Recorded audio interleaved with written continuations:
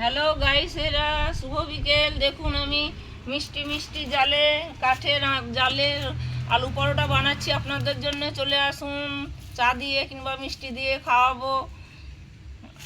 দেখুন আলু পরোটা বানাচ্ছি আপনাদের জন্য। এই যে দেখুন,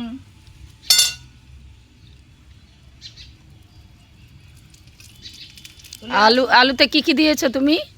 আমি আলুতে দিয়েছি এই যে লঙ্কা কুচি, আদা কুচি, ধনে পাতা, গাজর কুচি দিয়ে একটু মিষ্টি মিষ্টি তাপে ভেজে নিয়ে, আলু ভেজে নিয়ে একসঙ্গে মিক্স করে পুর করেছি। পুর ভরে এবার বেলছি আমি।